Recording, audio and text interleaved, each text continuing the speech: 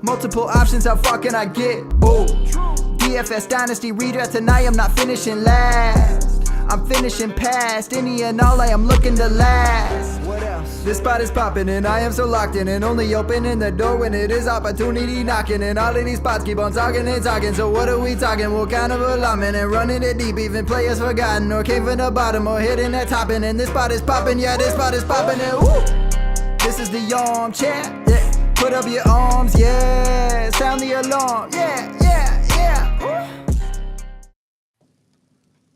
What is going on, guys, and welcome to episode 354 of the Armchair Fantasy Show. I am your host, of course, Geoff Lambert. Follow me on Twitter at JeoffLambert77. Of course, we are here live every Friday night, usually at 10:30, but unfortunately tonight we are at 11:30 p.m. Of course, we are on Twitter, we're on Twitch, YouTube, we're on goingfor2.live, our new website, and of course, syndicated in all major podcast networks. I'm not quite sure what's going on with Tim's camera and mic, but hopefully we get that fixed and we'll get him on board here quickly. If you're on YouTube right now, fellas, please hit that like and subscribe button. We are like this close, like literally this close to getting verified on YouTube, so we need your help to get there. So hit that like, subscribe button so we can get ourselves verified. And get us some new fancy tools so that we can get you some more great content. I introduced Tim, but unfortunately, it looks like he's having. Oh, there he is, Tim, just in time, jumping in here. Of course, my co-host every Friday night, Mr. Tim. What's up, Tim? I had no idea I was having issues, man. I looked over and you were like, "You can't see me," and you still look like you're a little bit lagging. So hopefully you get caught up here. There you go. Also joining us tonight, Mr. Jared Good, whose name is just the. It just has the on his little. I was rushing just as much as you were, Jeff, and then I hit the button and I said, "Fuck." So you can go, if you go to the little three dots on your screen there to the left, you can change your name, so you can fix your name from. Oh, let me see if I can find that. I'm like, you guys remember, I'm like Dan, the B League. I gotta figure some stuff out here. Yeah, your little technology challenge. All right, guys. Before we get to the show, I want to plug one more time our DFS for Toys DraftKings tournament. The contest is free to enter. Donations, of course, are encouraged. And we are giving away, and I got it sitting right here,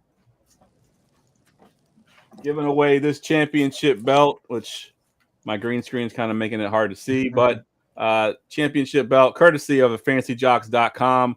It does say on here the Going for Two champion somewhere. Yeah, right there, Going for Two champion. Still wrapped in plastic. I don't want to remove it until we have a winner. But to join, go to goingfor2.com/toys. If you haven't registered yet, the donation link is also live as well. You can find that at the same place, goingfor2.com/live. Our goal is $1,000. We opened it up a couple of days ago, and we're already at, I think, $265. So we're well on our way to hitting that $1,000 mark. So hopefully we can hit that mark and crush it. But again, goingfor2.com/toys. If you've not registered, please go do so. Absolutely, and that's a great contest. We run it every single year around the holidays. If you're not in there, get in there. Chip out $5, chip out $100, whatever you feel like is necessary. That's really a really good cause. Yeah, 100%. And in the year, Jeff is doing the shopping spree this year, so I want to see that receipt. That's what it's about, right? I want to see how long we can get that receipt. Yeah, 100%. I was just going to say this year I'm going to be doing the Target shopping spree, and we'll get a picture with my wife and I and the receipt with all the shopping carts that we purchased. So please go sign up if you haven't already. All right, let's get to the rewind. The weekly rewind. Rewind. All right, as usual, one good, one bad. Jared, what was your one good, one bad last week? My one good was Alvin Kamara, who is a guy that I really want to talk about, specifically in season-long and best ball leagues. He's a guy that I was able to draft extremely late, knowing that he had a suspension, and a lot of people kind of slept on that guy. He's really pulled me back in some best balls and season longs. I know I'm in a league with Jeff where he has really done a lot of damage in PPR format. So Kamara last week in general for DFS, but as a whole, that guy has been elite all year. Yeah, good stuff. What's your one bad? My one bad was I don't know. I got to pull up the sheet, but You got Ramondre Stevenson as your one bet. Yeah, he sucked. The Patriots suck as a whole. That offense is really hard to trust. And it's kind of sucks that we're going to have to talk about the Patriots offense a little bit this week because they are going against the Commanders, who give up a lot to everybody. But I feel like the Patriots are very much so like the Falcons, where like you just can't trust anybody on either one of those teams. Agreed. And your Alvin Kamara call, talking about the league that we're in, it's a very unique league where me and Jared, we have our own teams, but we're in a division together, and the division is a team. So me and Jared get to share plays. We get to trade back and forth and try to get one of us through. It's a guillotine league, so each week someone gets eliminated. And Jared took the chance on Alvin Kamara in that league, and it's been paying off because me and Jared are still alive in that league. We're getting down to the nitty-gritty now. Everybody's team is pretty loaded. But Alvin Kamara came through big for us. So, yeah, good call on Kamara. Tim, what you got for your rewind? Yeah, well, first of all, my one good is that the Rangers won the World Series. Unfortunately, I was not able to go to the parade today. I had to watch it on my phone because I was working. But last week, I had a great week. And one of the reasons is I was all over that Philly-Washington game. Gerson's stack of the week came through, and I had a lot of A.J. Brown. And I had like 80% A.J. Brown last week. So that absolutely smashed. What didn't smash, however, was my my lock of the week, which was the Falcons defense. Will Levis went out there and absolutely lit it up, him and Hopkins. So that was definitely a bad for me, but they were pretty chalky, so it didn't hurt me too much. And Tim, just a quick shout out to your Rangers. I did see a post today that said 500 to 700K was the estimated attendance for the parade. That's pretty impressive. They showed up today, man, for sure. Yeah, when I logged into the that quote by Corey Seager, by the way, is going to be famous in this town for a long time. Anybody who saw the one on Bregman. Yeah, the one calling out Bregman. Yeah, that was pretty good. Yeah, so when I logged into the sheet today to put in my one good, one bad, I was logging in to put A.J. Brown as my one good because I actually put him in my cash lineup. And me too. A couple guys tried to talk me out of it, and I kept sticking to my guns, and I'm so glad I did because he did pay off. But my one other good was Jordan Addison, who I liked a lot last week. He came out and did really well. Pretty much, I had him in my cash lineup as well. So the combination of him and A.J. Brown really paid off. And my one bad, I went to the L-Jax one too many times. L-Jax did not show up. I think he had 11 points, something like that. Absolutely crushed any lineup that I had L-Jax in. So that was my one bad for the week for sure. Yep. All right. He got a lot of people, man. Yeah, he did. He was a pretty popular play, and he crushed a lot of people. And I had him on FanDuel, too. We have a friends league on FanDuel, and he got me on FanDuel. We have another guest here. What you got there, Jared? Yeah, my dog really wants to be on the camera right now, so there he is. There you go. Good stuff. All right, let's get to the quarterbacks. Let's talk quarterbacks.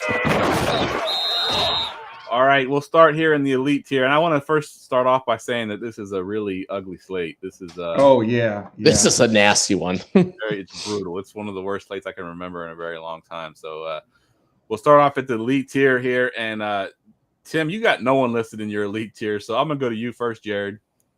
Well, me and Tim have the same guy listed, and I just put in parentheses that this dude's been super, super consistent, and it's Jalen Hurts. You can basically pencil him in for 25 points every week. I like the pace of this game. I like the environment in this game. I think this will be a solid game for DFS. But like you said, it's a kind of a junk slate, and if you can lock in 25 to 30 points immediately off the top, I think that's a good look to go. Yeah, I'm with you as well. I have him on my list. I do have another guy that I like a lot as well. I guess technically I have him in the mid tier, but I do have L-Jax one more time. Yeah. At 8.2. I will go back to that one more time. Him being at home, I had a couple stats here. First of all, it's the highest implied total on the slate. There's a couple games that are higher, but they're not on the slate. They're I think the Sunday morning game and one of the late games. They're about to get 25 points, and then L-Jax at home is averaging over 25 points per game this year over the 18 on the road. So at home versus Seattle, I do like him a lot. 8.2 is a little bit of an expensive price, especially when there's not a ton of great value on the slate. So you're going to have to get weird to get him into your lineups. But if we're talking elite quarterbacks, it's basically Hurts or L-Jax for me. I got a quick note on Lamar Jackson, and it's basically if you're not playing on underdog, you should be. He's up for 1.5 pass rush and receiving touchdowns. So if you're not on underdog using the promo code going for 2, you should probably get over there and smash the button. 100%. Yeah, I took the plug out for underdog, guys. But if you're not on underdog right now, they're giving away a $500 deposit match. Usually it's $100. Right now, for a limited time, it is $500. So if you're not on there, GF2 is the promo code. Go get on there real quick. All right, we'll move down into the mid-tier. And, Tim, this is where you're kind of living in a quarterback here in the mid-tier. So give me one of your guys. I am living in the mid-tier. Well, I'm going to take – sorry, Jared. I'm going to take your guy here. He was almost my lock of the week. Yeah, it's Dak Prescott. I was going to say the same thing. It's Dak. I hate to say it. You know, guys always hear me. I hate saying play the Vikings, but they do well when I play them. Feel the same way about playing Cowboys. But I think this is a Dak week. We saw how absolutely light them up last week, right? He was the number 1 quarterback on the slate. Dak, obviously 23rd DVOA. Dak, I looked this up. I had it in the chat earlier. He averages 250 yards and 2 touchdowns against Philly. He's got an 8-3 record against Philly. I think that he's basically got a similar upside to some of these guys that are $1,500, $1,600 more expensive. So I think Dak is the cash quarterback. I think there are a couple people who could say other guys, argument for Jalen Hurts. But yeah, that's where I'm going. Yeah, I looked up his splits actually since 2020. Dak is averaging nearly 4 touchdowns per game against the Eagles versus only 2 versus other teams. So he likes to play the Eagles. It's a pretty large sample size since 2020. Philly gives up the 6th most points to quarterbacks. They're ranked 23rd DVOA. I love Dak as well. And you get a pretty big, steep discount off Hurts and L-Jax with going Dak Prescott and with similar upside as those 2 guys. So you don't have any other mid-tier guys, Jared. So I'll go ahead and move into my guy here. I do like CJ Stroud. I had him last week as well as a play. Unfortunately, he came out and did not do very well at all. But Bucs give up the 3rd most points to quarterbacks. And of course, I've talked about the run defense on the show before. They're pretty legit run defense. So they're going to force the Texans to pass even more. At 6.2, you get a little bit of a discount off of Dak. And I think Dak's going to be very chalky. So CJ Stroud is in play for me. And then you have another guy in your mid-tier there, Tim. Talk about him a little bit. Yeah, shout out to Garrett in the chat, man. This might be a who dat week. They have basically the highest implied total. They're at 25. The Ravens are slightly higher at 25.25. But, I mean, it could be a play all the Saints week, and I think that starts with Derek Carr, 5,700, 31st DVOA against the pass. He's also better at home. The Chicago Bears, like they may have traded for Montez Sweat, but this season ain't it, man, and they know it. So they're 8.5-point favorites at home. I love Derek Carr this week. I think if you're paying down from Dak in that 5K range, he's probably my favorite option. Yeah, I like that. I could add one more value play, and I really don't even want to add it, but I didn't even put it on my sheet. But Deshaun Watson at 5.4, man, he's so cheap. The problem is his Cleveland is so hard to trust. Yeah, it definitely is, and he's expected to play this week, so that's a good point. Let's move on. I'll mention my one mid-tier guy, and then we'll get into the values. I had Sam Howell as well. New England's, not as strong against the pass. I think they're 18th DVOA, so they're kind of middle of the pack there at 5.8. Howell's just throwing the ball, a ton. At 5.8, he's a little bit more expensive than I would want for him, but if you're looking to get a little bit different, Howell's a good way to do it.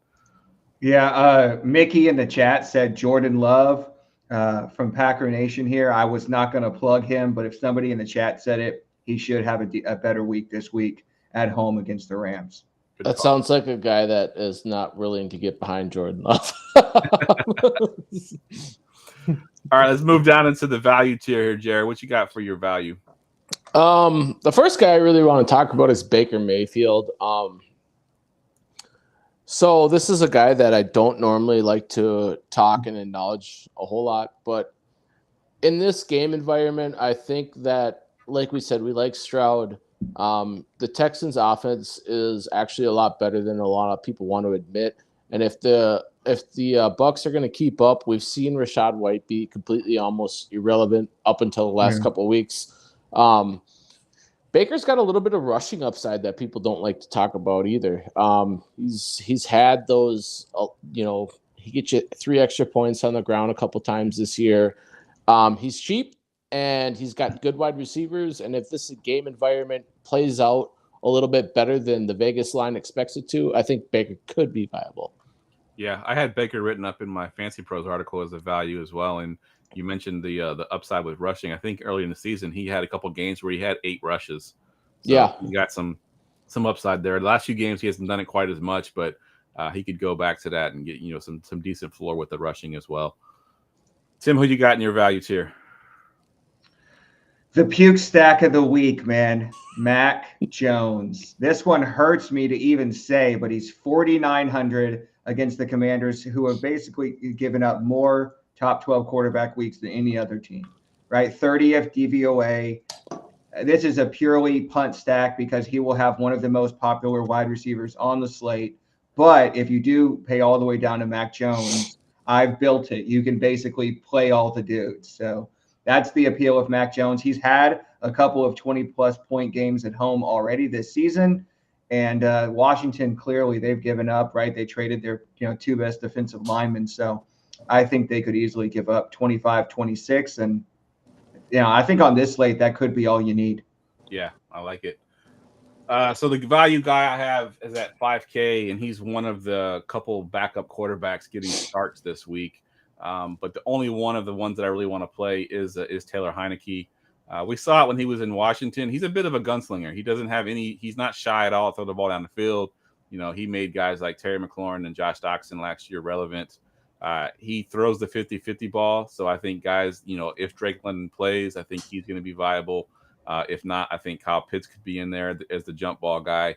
He's not afraid to put the ball into the air to get his guy to get a chance at it. So I think, he might come out and throw a couple picks as well, but he also could throw some big plays. So at 5K versus Minnesota, I don't mind Heineke down here in the cheap value range because as you see, as we go through the sheet here, we're not going to find a ton of great, surefire value plays. So if you're going to pay down a quarterback, I think Heineke, Baker are in there. And then you got one more guy you wanted to talk about, Tim? Oh, yeah, Minshew Mania, man. We're going to keep it rolling this week against Carolina. He's speaking of a guy who showed a little rushing upside. He had 2 touchdowns a couple weeks ago. So I was kind of shocked. The Colts also have one of the highest totals at 23.5.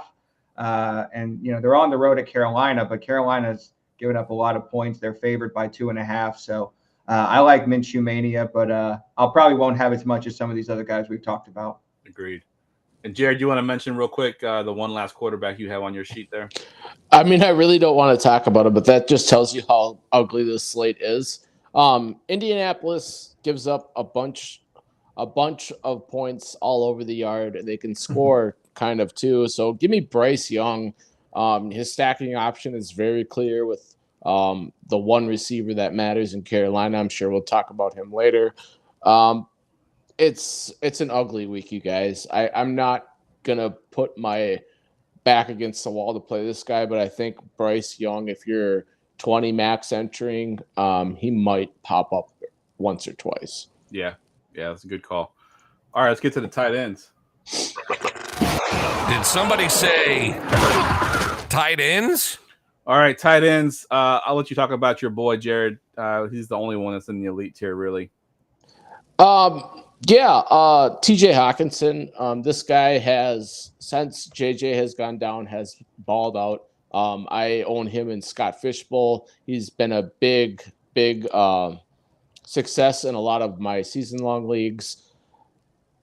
The dude, the problem is we don't know what we're going to see from Jaren Hall. We don't know what that offense is going to look like.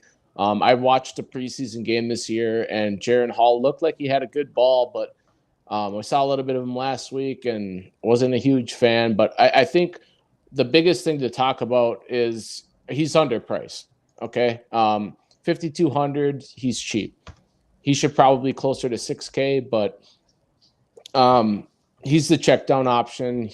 They run specific plays for him. Like, he's a great tight end. And at 5,200, like I said, I just think he's underpriced.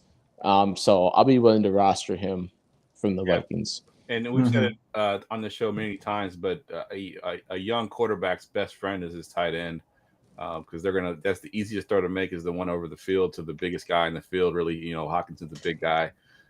And the Falcons are tied for the most top 12 finishes given up by tight ends this year. So, and I call him Lockinson because he's been that good this year. So, versus Atlanta, if you're paying up at tight end, I don't think that's where I'm at. But if you're paying up at tight end, I think that's TJ Hawkinson and then nobody else really.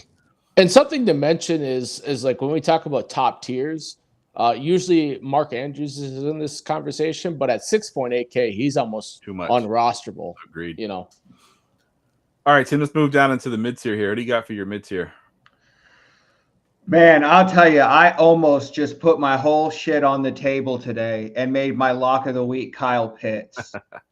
Because I absolutely love Kyle Pitts this week. And I'm looking around the industry, and it does not look like the industry does. So I'm going to be all over Kyle Pitts this week. He will basically be functioning as the number one receiver for the Falcons with Drake London out.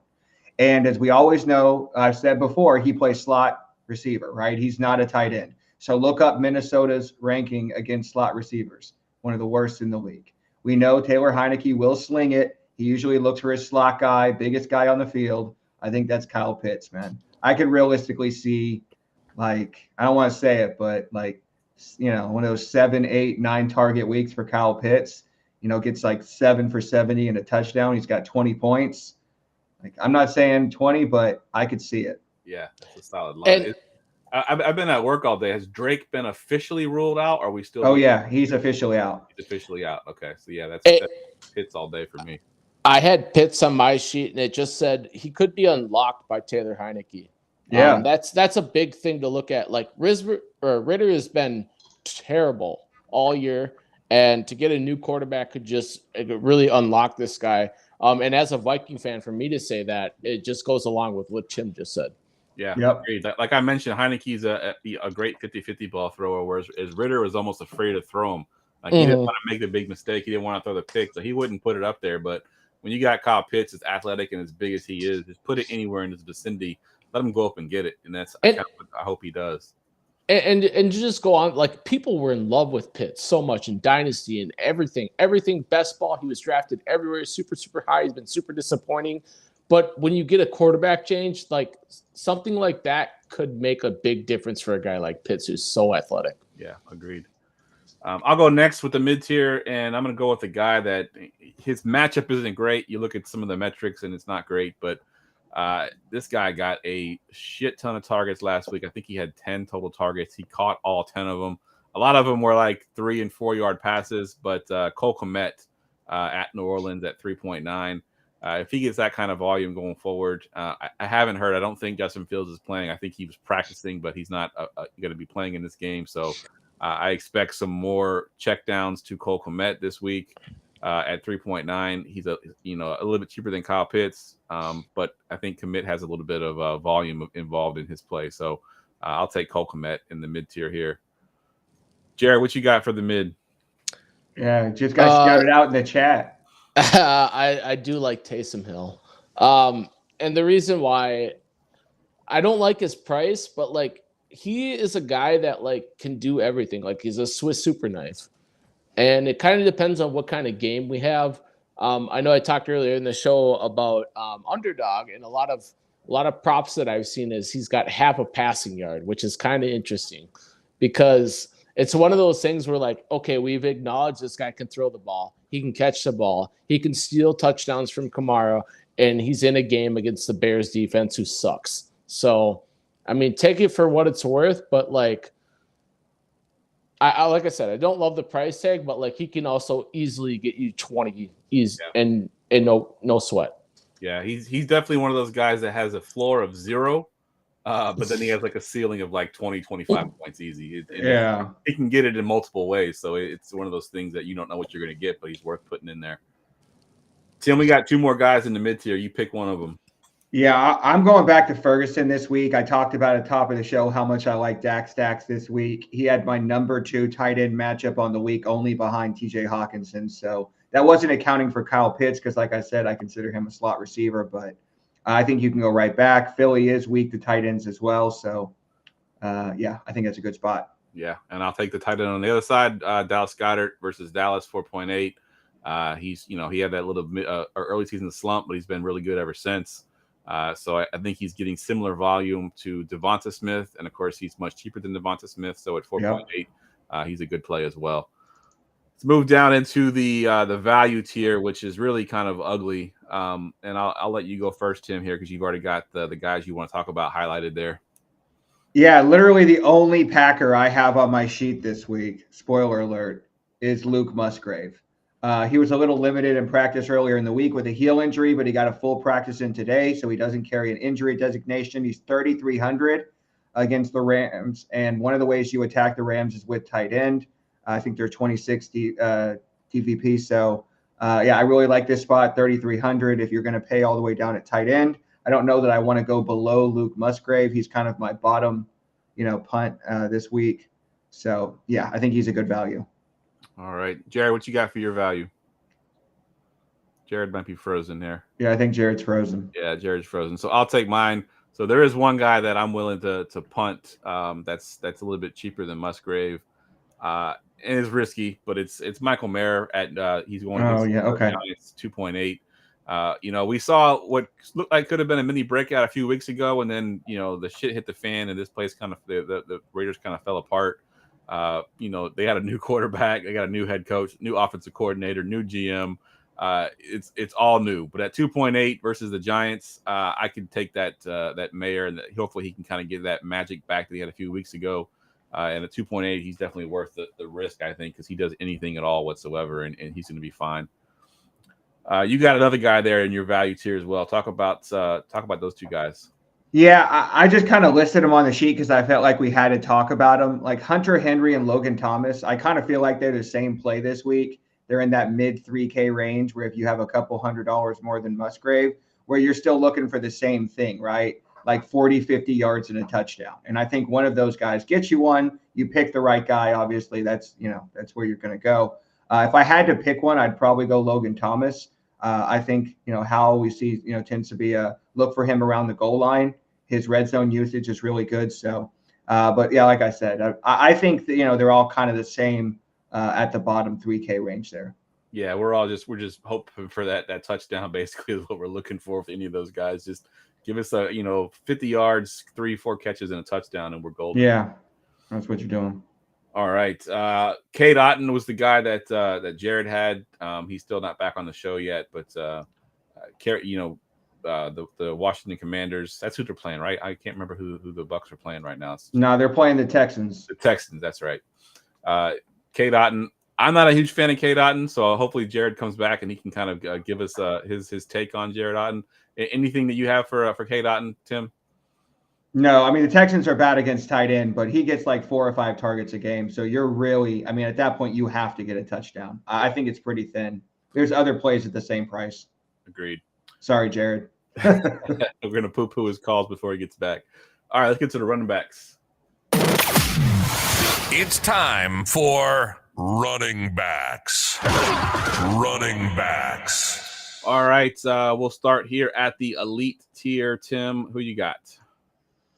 Real quick, Jamie in the chat said Otton is the best value on the slate, so I might have to reconsider my take there. Last week, as you guys know, Gerson told me I needed to play the Broncos defense, and they ended up being the best play on the slate. So, to me, the running back starts and ends this week with Alvin Kamara, right? Like I always say, when you first open the slate and you look at the matchups, what sticks out to you? And it's Kamara against Chicago, right? They don't give up a ton of yards on the ground, but they give up a lot through the air.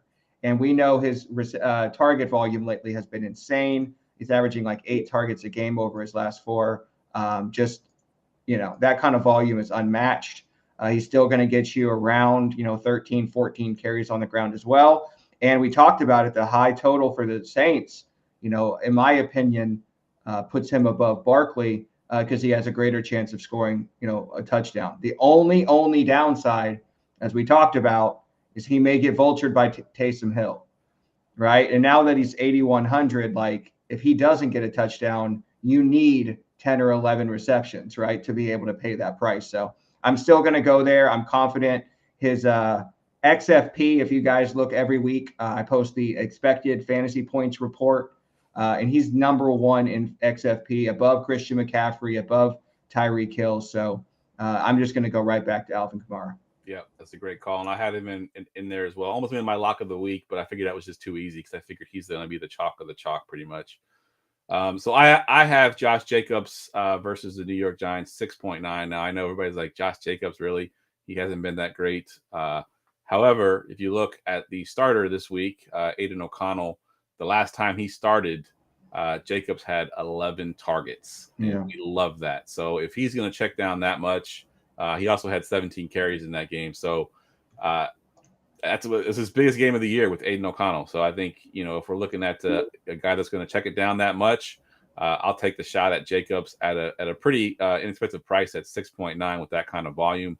I think he had 28 or 29 total opportunities in that game with Aiden O'Connell. So you're not going to get that too many places. And against a defense like the Giants, he could have a huge, huge game. So Jacobs is my elite call. All right, Jared, I think is finally back. I'm here. Yeah, you're here. We got you. We kind of poo-pooed your K. Dotton call, so we'll go back to tight end. Talk us into K. Dotton and why you like K. Dotton so much. Well, I just think he's got the opportunities in this office, and I said if I like Baker, and I like this game a little bit, it's kind of a low key game, but Otten's got the volume and the target share a little bit, like he's at like 4 or 5 each week, and if he falls into the end zone at 3K, you're eating him. That's exactly what we said. He's getting about 4 or 5 targets a game. We need him to fall into the end zone. Tim, you had one guy that you mentioned in passing here at the running backs that we hadn't talked about yet. The other guy that's probably going to be pretty chalky as well, opposite of Kamara. Not opposite of Kamara, but, that's in the same price range. Yeah, I think that one of the big decisions this week is, are you playing Saquon or are you playing Kamara, right? I think I've gone to a couple different sites that have them with different projections. One's higher here, one's higher there. I think they're very similar plays, especially with Daniel Jones back. I think the Giants offense will, continue to go through Saquon, but it'll be a lot more reliable than Tommy DeVito. I don't know if he's going to get 38 opportunities again or whatever, but I think obviously, we attack the Raiders with running backs every week, right? So I don't know.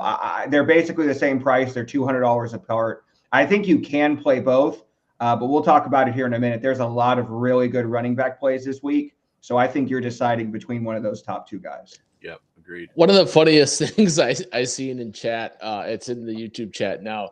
Is that Danny DeVito's brother out there? What do we got going on? Definitely. All right, we'll move down into the mid-tier, and the mid-tier is where I have my lock it in. And full disclosure, I did my lock literally while we're on the show because I hadn't put one in yet. I could not decide who I wanted to put in there. But when Tim told me that Drake London had been officially ruled out, I went with Bijan Robinson. I think that will increase his workload. Let's hope it increases his workload. We never know what to do with the Atlanta Falcons. What we think is going to happen never seems to happen. But against Minnesota, 6.1 for the potential workload that he could get is enormous. If he can get into the end zone as well, get some passing work, hopefully get some work in the running game as well. I love Bijan this week, and with Drake London ruled out, I think the targets get condensed to Kyle Pitts and Bijan. So 6.1, he is my lock of the week. Tim, you had a lock of the week that you changed because I had a running back. So go ahead and talk about him a little bit. I did. I didn't want us to both have 2 6K running backs, but for me, sorry, Geoff, but for me, the best play in this price range is Jonathan Taylor. Last week, he had 95 yards at halftime. He ended with 95 yards. Some people say, he kind of got a little hobbled or whatever. Dude, he's good to go. This week, he gets basically the best matchup, definitely the best matchup on the slate, 31st DVOA against the run. This is JT week, right? Like a couple weeks ago, we said it was Brees week. This is JT week. Yeah. He's going to absolutely smash. I'm seeing 100 yards and a touchdown. It's going to be that kind of week for Jonathan Taylor, man. So I'm going to really try not to go too overboard on my exposure because I want to be like 100% Jonathan Taylor. But there's so many, like we talked about, running back plays this week. But for me, he's basically a lock in cash. Yeah. And I don't care about Zach Moss. His snap share has increased every week. And this week he gets the best possible matchup. Yeah, I was just going to say the Panthers are the flowchart team too. They've given up They are nine top 24 games to running backs.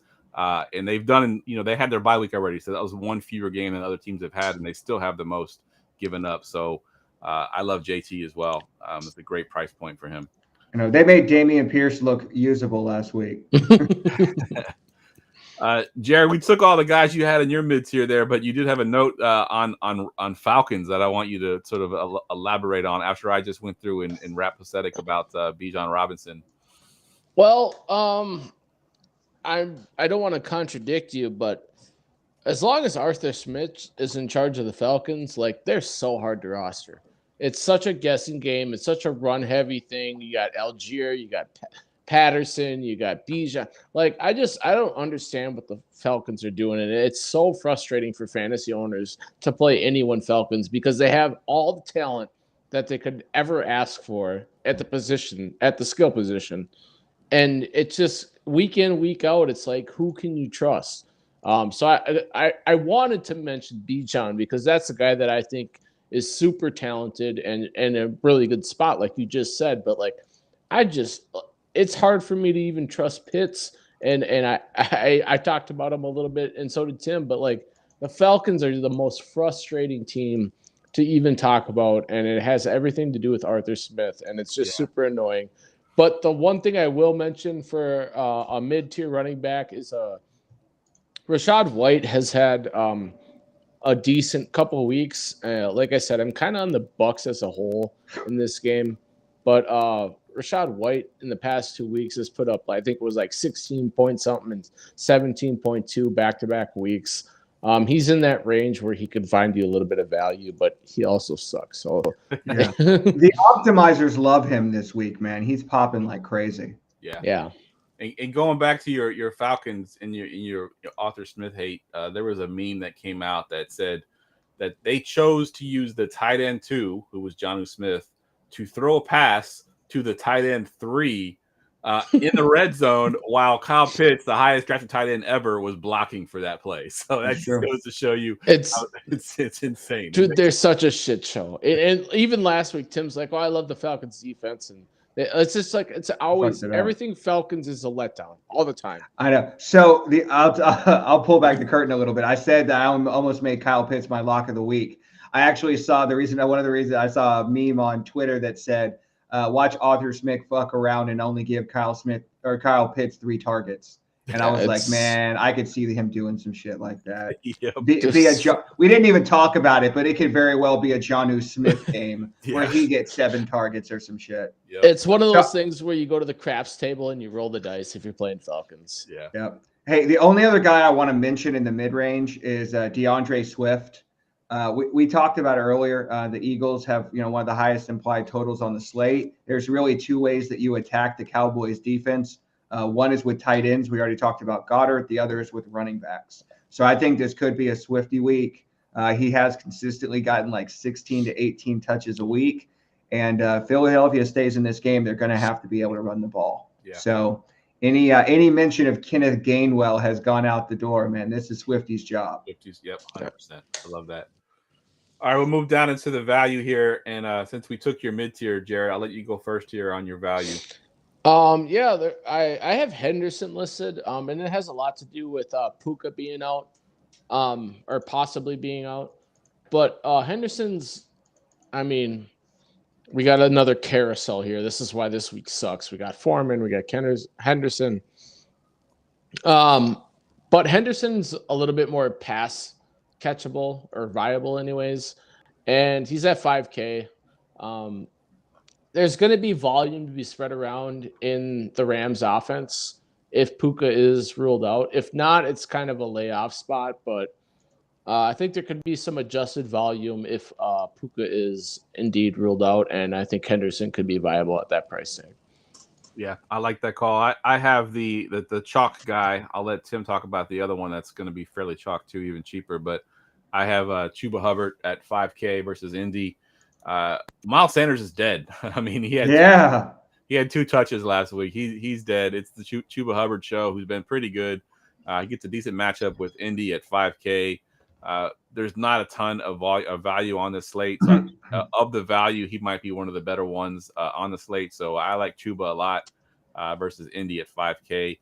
You have the other guy, Tim, that some news today that broke that made this guy even better value this week. Yeah, I'm glad you said that, Geoff, because I'm on that boat. I put this guy on my sheet just so we would talk about him. I'm seeing a lot of people saying that Devin Singletary is a must play. I will gladly be wrong, but this feels like a trap play to me.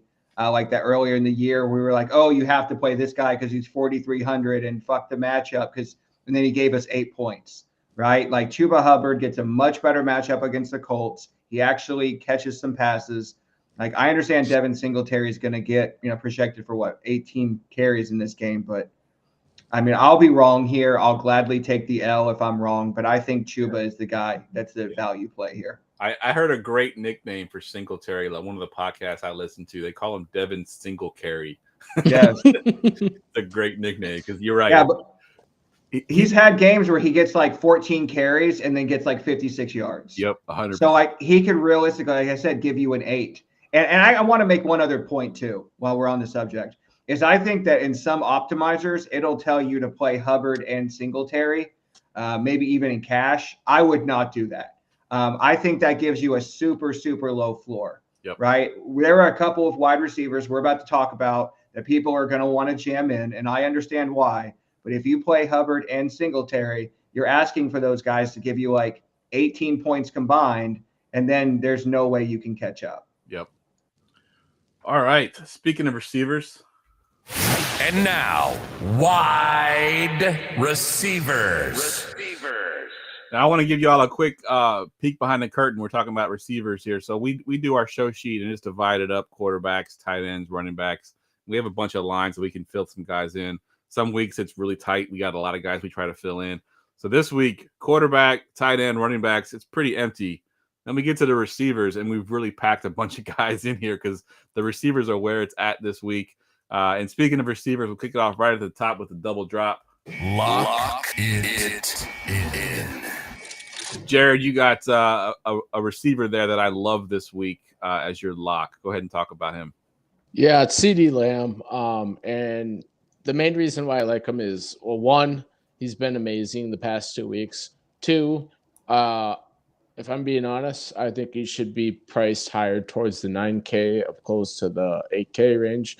8,200. This dude saw 14 targets last week. We talked about it in the quarterbacks section. Dak does really, really well against the Eagles. We like this game as a total. It's shocking. You see two good teams play each other, and that's the game you jump on. Yeah, well, that's kind of how it works. These two teams should be a great game, should be a high-scoring game. But if the Cowboys are going to keep up with the Eagles, we've seen Pollard be almost irrelevant almost all year. People that drafted Pollard in their first round are kicking their sister or something, like it ain't working out on the ground. Kicking your sister, that must be like a Minnesota state. Well, I've never heard that one before.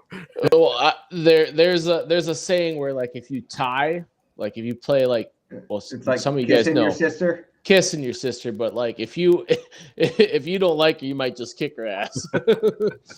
But hey, so I did want to mention one thing. I know it's your call, but we always talk about the flow chart that I post every week in the group, right? So Philadelphia has given up 12 wide receiver 1 or 2 games. The next nearest team is Washington with 9. Yep. Talk about leaving a gap. It's like 10, none, 11, none, 12, Philadelphia. Yep.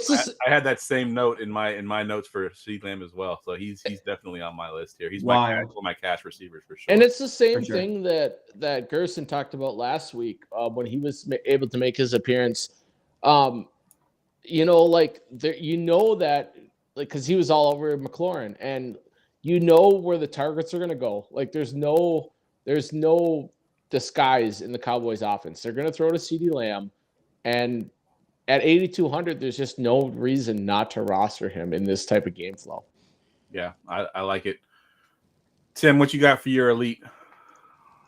Yeah, obviously I love CeeDee Lamb. I'm going to take A.J. Brown on the other side. I mentioned he was my one good last week. I think you go back to him. Cowboys do have a really good defensive backs, but it's AJ Brown. His volume is insane. I know some people are like, oh, he broke the record. They're not going to keep forcing it to him. No, they will. Right. This is a dude who's had 125 plus yards in 6 straight games. So it's going to keep going. I would probably have less of him than I will have of CeeDee Lamb. But I think you have to have exposure. And like we talked about a minute ago, I think a lot of people are going to pay up for Lamb and Brown and try and figure out a way to jam both guys in. So I expect to see a lot of that this weekend. I like it. Jared, you got another elite guy there that has had a couple of down weeks. Tell me why you like Cooper Kupp. The reason why I like him is because, one, he's a great pivot off the two guys we just talked about. And if a lot of my Rams exposure has to do with Puka being in or out. I know that's the big question mark of the week, but like he could be an 18 target volume play in this offense. Like he legit could be that kind of volume play. I know he's a little bit more expensive and there's probably not going to be a whole lot of people that get there, but he's a tournament pivot in Algen. Yeah, I like that call as a tournament pivot for sure. And Tim, you have a guy that I keep expecting to fall off that just keeps not falling off. He keeps doing his thing there. Talk about Adam Thielen. So this is a guy I've played several weeks this year in cash, and his price has finally gotten high enough that I think he's a tournament play only. But that's Adam Thielen. Like his volume in that offense is so insane. I think last week he had 11 out of 33 possible targets. Like it's insane. He's playing over 90% of snaps. And obviously Indianapolis is one of the teams that we always attack with wide receivers. I have him as the number 2 wide receiver matchup on the slate. So I'm probably not going to get there in cash because I'm paying up for CeeDee Lamb. But in tournaments, a little spoiler alert for stack section, I will probably find a way to some Adam Thielen in tournaments. Yeah, I like it. All right, we'll move down into the mid-tier, and I'll kick off the mid-tier here with my pivot off the A.J. Brown. I'm liking Devonta Smith this week a little bit at 7.1. You get a, almost, $1,500 discount from AJB. And I looked up, so I used DVOA a lot by position, and I looked up the Cowboys defense, DVOA. So they're 4th against the team's number 1 receiver. They're number 2 against the slot receiver, but they're 11th versus the team's number 2, which is obviously Devonta Smith. So they are weaker against the number 2 receiver. So I think Smith, who had a pretty decent game last week as well, finally had a little bit of a breakout after having a slow season. I think at 7.1, you get the discount, you get exposure to this game, which is going to be one of the more popular games, and you get to be a little bit different. You can put CeeDee Lamb in Dak as your stack, and then bring it back with Devonta and be a little bit different than the AJ Browns that are going to be cramming into lineups. Jared, what you got for your mid tier? I think Mike Evans could have a huge week this week, and it has a lot to do with what I just talked about. If you're going to like Baker, it's one of two guys. It's really Evans or Godwin. And I think Godwin's just got the right matchup, Evans has got the right matchup in this game on the outside. This is one of those games where, I just feel like it's a coming out party. We've seen him be quiet for a couple weeks, and Evans does that. He kind of goes up and down, and then he just skyrockets up. And I kind of want to be there when he's at the top. Yeah. Anybody who's ever watched the show with Jared on it, he tends to gravitate towards one team every time. And I think this week it's the Bucks. He's got, I think, a buck in every single section of the show tonight. Surprised. Yeah, you did talk about Rachaad White a little bit too. So you got every position covered here for the Bucks. He did. I was gonna say he didn't put a stack in, but I'm just gonna put it in for him. Baker, Evans, Otten. There you go. I was just gonna go edit that on my phone, and I was like, they figured it out. We know what it is. So can I get a drop, please? Oh yes, you can. Lock it in. All right, so I've been messing with lineups. You guys know usually Wednesdays when I post the thread, I start messing with lineups, and I'm like, okay, I want to get Dak, I want to get Kamara, and now I want to get Chuba Hubbard, I want to get CeeDee Lamb. I end up with 5,000 range at wide receiver, and you got to pick a guy, right? So I decided that's going to be my lock of the week to tell you guys. So this guy is 3rd in terms of yards per route run against zone coverage, only behind CeeDee Lamb and Tyreek Hill. And that's Nico Collins. I think it's going to be a huge Nico Collins week. He has my number 5 overall wide receiver cornerback matchup in this matchup against Tampa Bay. They are a very obvious pass funnel defense. They basically, I think they're like second DVOA against the run, right? This is how you're going to attack the team. He's also had much better games at home with CJ Stroud than on the road. So I think all the kind of puzzle pieces fit together. If you go to some optimizers, some will tell you to play Zay Flowers again, who burned a lot of people last week, right? Who I also have. Another one that's really popular is Terry McLaurin. But I'm putting my stamp this week on Nico Collins. I love it. I just made a trade in my dynasty league for Nico Collins too, so I'm hoping you're right because I want that to pan out. But he's been pretty good, and I like watching him. And at 5.8, he's still cheap enough that he's still a value, so I like it. So what I want Tim to say is he likes my Buck stack because it's got Nico on the other side. Nico on the other side, yes sir. That's your bring back for sure. Love it. Let's see. We got a couple more mid tier here. Let's talk about. I want to talk about your guy there, Jared. You said Olave underpriced. Talk about Olave because he's had a rough season so far this year. But he's been up and down. Like he's had some huge games. And going up against, let's not shy away from anything. The Bears defense is awesome or is terrible. They're fucking terrible.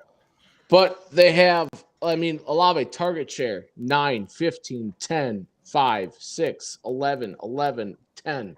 Like at 6,300, like this dude is getting so much volume. Yeah, he had his off the field beef this last week with the speeding ticket and this, that, and then some, and they didn't know what was going to go on with him. But like, dude, 6,300 for Olave is insane. Like this, he's so far underpriced in my opinion. I think he should be 7,300, but just my opinion. But I mean, the volume's there. He's had a couple stinkers, but like Carr's going to throw the ball to 2 people. He's going to throw it to Kamara and he's going to throw it to Olave. Yeah. And Tim had Derek Carr, at 5.7 as a play as well. So it's a great stacking option and a pretty cheap one at that. Some of the guys that we got to try to cram into our lamps this week. That's a good little stack there. I'll tell you what, he'll be in my cash lineup. Nice. There you go. All right. I mentioned a couple guys and we'll move down into the value tier. McLaurin, we mentioned that Jared had McLaurin on there. Zay Flowers, Tim mentioned at 5.7. I had Michael Pittman. I think is still viable at Carolina at 6.6. Let's move down into this value, and it gets ugly down here. But some of these guys are going to have to play. Tim, talk about one of these guys. Yeah, I want to talk about Demario Davis, aka Demario Douglas, aka Pop Douglas. We know last week Kendrick Bourne ACL, he's out for the year. Who came in and took over the snaps? It was Pop Douglas. I expect him to be one of the chalkiest plays on the slate. I talked about it with Mac Jones. You can stack him with Mac Jones. And the total cost for that stack is $8,900. That is just absolutely insane. He has a lock in your cash games. I have him projected for around 11 points, which is almost 3x value. I expect him to be 30-40% owned in cash, if not higher. So. And speaking of stack values, the last time Tim talked about a stack value was with Atlanta, and I finished in the top 5% of a league or of a contest. So yeah, the puke stack definitely hit that week. The puke stack hit that week. Yep, good stuff. Yeah, he's gonna be pretty popular at 4K for sure. Jared, what you got for your for value here? Well, since I talked about Olave, I better go with Elijah Moore. This guy's just super involved in the Cleveland offense. He's got the target share. He's got a little bit of rushing upside. It's hard to trust Cleveland. It really is. But at 3,800, I think he is. I think he can be viable. Yeah, that's a good call. I have a guy that was a popular play earlier in the season, and then a couple quarterbacks went down, and he kind of disappeared. Wan'Dale Robinson. Daniel Jones is coming back. Robinson, in week 6, we got 8 targets. Week 5, he had 5 targets, 6 targets in week 4. He only had 1 target and 2 targets in the last couple games. He got a full bill of health finally. He's not on the injury report. He's 3.5 with Jones back in the offense. I think that Wan'Dale Robinson is a cheap guy you can plug in there, and he has some decent floor with his PPR upside. So I like Wan'Dale, especially off a pivot if you don't want to play Douglas. Tim, you got a couple guys. Actually, you just erased one of them. No, I know. I do. I want to talk about Rashid Shaheed just because Jamie mentioned him in the chat. I do think he is a good value. This is kind of a, who dat play all the Saints kind of week. Last week he only played 27% of snaps, but obviously he was in, I think, the winning Millie Maker lineup. He does really good against zone coverage, which the Bears play at a very high rate. So I do think he does look as a little bit of a value. But the guy that I'm going to be playing in that 4K range in tournaments is Brandon Cooks. And I think Jamie mentioned earlier in the chat, Philadelphia gives up the most points to outside receivers at 4,400. He's only getting about 4 or 5 targets, which is tough. But he's also gotten a touchdown in consecutive games. Dak Prescott seems to be looking for him much more than Michael Gallup. Yep. So particularly if you're going to be doing a Dak stack, I like you got to have CeeDee Lamb, right? But if you're talking about who's that secondary guy, for me, it's Brandon Cooks. Yeah, I like Cooks a lot. He actually showed out last week. So, yeah, good call. Did you want to talk about Slant Boy, Jared, before we get to the defense? I mean, there's going to be a lot of points scored on the Bears. It's just a matter of who gets them. I've mentioned Taysom Hill. I've mentioned Olave. I've mentioned Kamara. Shaheed was on the list. The Bears suck. Roster Saints players that are values. Yeah, and Jared is in the chat here, right? I mean, not Jared. Jamie. Yeah, Jamie's in the chat. Hold on, where's this comment at? I was trying to find this comment from earlier. I'll find it in a minute. But there's a comment that he was talking about this game as well. So let's go ahead and move down. Hold on, real quick. I want to give a shout out to Josh in the chat. He asked about Aaron Jones. I think somebody asked about Aaron Jones earlier. I almost put him on my sheet. All indications from the Packers are he's been the closest to 100% he's been all year. I think he makes a very good tournament play this week because I don't think a lot of people will be on him. We talked about JT and Bijan. They're all in that same range. But I do think if you're playing 150 lineups, I would want some Aaron Jones exposure. Yeah. And I think Josh is asking about season long here, rest of season. So this is the DFS show, but I'll go ahead and answer the Demario Douglas rest of season. I'm not a big fan of him going forward. I think he's playable in fantasy in DFS right now because he is so cheap. But if you're playing season long fantasy, I don't see him putting up a ton of points. He just doesn't have it. I think if you're a speculative add him this week, so you don't got to put him on the waivers. But I don't see a whole lot for him the rest of the season. All right, let's get to the defenses, guys. Defense. All right, Tim, what you got for defense? So this week they made it really easy for us. I appreciate it, DraftKings. Thank you so much. The Giants defense at 2,300, I think, is the go-to defense this week. We saw last week punting the best or cheapest defense worked out to be the best play. Aiden O'Connell is starting for the Raiders. He is a little bit of a gunslinger. We know he's going to try and target Devontae Adams. Some of those throws will be good. Some of those throws will not be good. I do think the Giants do generate enough pressure to be able to force him into some throws. And like I said, they're the cheapest defense on the slate. So I think in cash, that's where I'm going. In tournaments, we all have the same other teams. So who wants to take it? Jared, you take this one, Jared. Do you guys all list the Patriots? Yep. Okay. All right. Well, I mean, I looked at the show sheet earlier and I'm like, I'll be different. I'll take the Patriots, and you guys all have it. So this is a rookie quarterback facing Bill Belichick, and we've been down this road before. And Washington also just traded away their whole defense for the most part. I just think this is one of those games where the clock runs.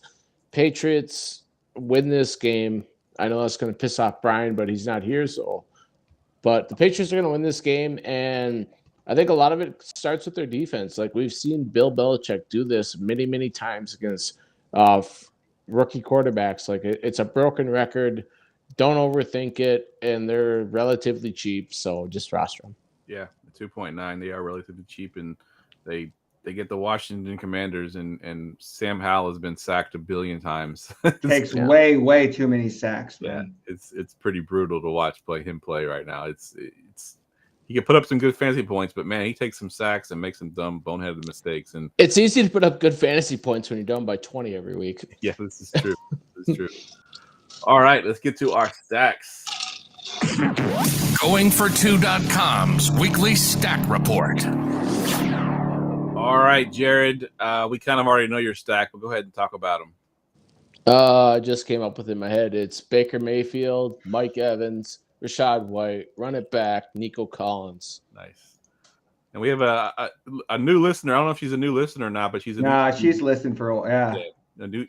First time I've seen her comment. So yeah, what's up, Megan? Thanks for joining the show. So if you've been listening to the show, you know Jared's stack already. I mean, he's playing all the Bucks. I think Jared likes to come on the show and pick the worst team they can pick and then try to stack it, because he did the Jets, I think, last time, but the Jets panned out. So it's the Jets, it's the Browns, it's the Bucks. It's give me them cheap options. Yeah, exactly. Tim, what you got for your stack? Yeah, you guys know I like the puke stacks this week. So I'm going with Bryce Young to Adam Thielen and bringing it back with one of my favorite plays on the week, Jonathan Taylor. I like it. I went with the chalk stack with a little bit of a twist. I think people are going to try to jam in A.J. Brown, but I went with Dak, CeeDee Lamb, and then I brought it back with Devonta. I mentioned why I like him. I still like AJB. I just think if you put AJB with Dak and CeeDee Lamb, it's very, very hard to make a lineup after those guys. I think with those three guys, if you put AJB, it's 50% of your salary already. You still got to fill 6 more positions. So Devonta gives you a little bit of a break in salary, and I do like his matchup better. So he's my bring back in that stack. All right, it is time for the sick call. And now, the sick call of the week. All right, Jared, you're the guest here. You get to go first. Well, my guy's got sick call in his name, and it's Mike Gesicki. And the reason why is because he's getting 3 targets a game. Not great. But here's what we know. Washington is terrible on defense. And if there's a guy that Mac Jones looks for in the red zone, it's a Gesicki kind of guy.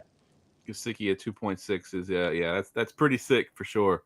But hey, that's why we do this segment. For the record, we allowed Gerson. He had a different sick call, but we gave him the Broncos D because me and Tim gave him shit, and the Broncos D was the number one. Nailed it. Yeah, smashed it. Patrick Mahomes had never lost 16 in a row and lost. It was the sick call of all time. I will give it. It's up there with the original sick call for sure. So speaking of sick calls, you guys know I like to get sick with my sick calls. Originally, I had fake ass CeeDee Lamb, aka Noah Brown, as my sick call, and then I saw he was coming over 5%, so I switched it to Jamison Crowder. So Curtis Samuel was ruled out today. Last week with Curtis Samuel kind of hobbled, we saw the reemergence, like back from the dead, Jamison Crowder. And so I feel like it could be right back to that this week. Well, one of the things the Patriots have always done is they take away your number 1 receiver, so they force you to go to your number 2, your number 3. So I think it sets up as a good week for Crowder at only 3,400. I wanted to save this for the sick call segment. My puke stack of the week is Mac Jones to Demario Pop Douglas, bringing it back with Jamison Crowder. Oof. that is pretty sick. That's a sick stack right there. We need to create a whole new segment for that. Since we have a little bit more time than we normally do, I'm gonna go over a little bit of the comments here. My sick call is Patterson. Yeah, rostering anyone from Atlanta is sick as fuck. Yeah, 100%. I know it would be. First of all, Jared. It's funny of all people that Jared would say that, because longtime listeners of the show know Cordarrelle Patterson was in Jared's winning mini max lineup. Yep. He is forever goated on this show. So it would be a CPAT week. I still hate the Falcons. All right, so let me give my sick call, and I'm going to kind of give a little bit of ode to my other co-host on the Wednesday show, Ryan. He liked Jalen Hyatt this week. He actually had him as one of his guys you could plug into your lineup if you're really short, because it is a heavy bye week. Jalen Hyatt at 3K versus Las Vegas. He's that big play receiver that just needs that one play. He's kind of my favorite type of sick call, where if he can just get that 75-yard touchdown, he pays off his salary in one play at 3K. I like him a bit. With Daniel Jones coming back, Hyatt is a good player. If you look at a couple weeks ago, he had a couple big plays. I think this could be a week where he puts up a nice little stat line, and hopefully I haven't hit since week 1, so hopefully I can hit one of my sick calls. I had Puka Nakua week 1; it was one of the all-time great sick calls, and master call. I haven't hit anything since then. But let's go Jalen Hyatt at 3K. Hey, I feel you on that. I haven't hit since Tank Dell, so I'd like to get one too. 100%. All right, that wraps the show up. I want to thank you, Jared, once again for coming on to the show. I think this is probably your third appearance this year, so appreciate you coming on as always. Why don't you give everybody where they can find you on Twitter, and if you wanted to plug anything. Yeah, I'm on Twitter at the Yeti Express. One thing that we've talked about throughout the show is this Thanksgiving Day Toys for Tots drive, and it's a super good contest because you get to play with a lot of your peers. I've kind of opened it up to the Twitter Spaces as well, and kind of some of the stuff that I'm involved in. Super good with donations and making every child's life a little bit better around Christmas. It's a super good charity, and it's something we do every single year here around the Going for Two community. And I would just highly encourage you guys to get into that tournament. Like Geoff said, if you donate $5, if you donate $10, it doesn't matter. Come play fantasy with us and donate to a good cause, because I think that's really awesome. 100%. And that URL is goingfor2.com/toys. You can register there. It's literally 4 questions in the registry. It's like, what's your first name? What's your DraftKings name? What's your email address? That's all I need. You just get those 4 things, and we're good to go. So sign up. It's really easy to do. It's free to enter. Donations, are encouraged, but it's free to get in, and you can win that belt that I just showed. So 100%. Tim, what you got? Yeah, as I say every week, join us in the DFS Roundtable, where I do my weekly thread, gather the best info from all around the internet, and put it in one place for you. And you can obviously find me on Twitter at KetoDFS. Good stuff. All right. Yeah. Once again, I want to thank you, Jared, for coming on. I do want to plug next week. We have a guest coming on next week. That was a sort of a fan favorite. He was one of our first guests earlier in the season, but Micah. Next week, so he was a fan favorite. So we're bringing him back. He's really excited to come on. So if you want to tune in next week, you'll see Micah. And as always, I'll plug the Discord. You can find it in my Twitter profile. You can find it at goingfor2.com. We got a lot of things going on in the Discord. Come check it out. We do everything from season long to DFS to prop bets to underdog stuff. So come check it out. All right, fellas, that's it for the show. For Jared, for Tim, I'm Geoff. Good luck to everybody in the chat this weekend, and let's win some money. Sir.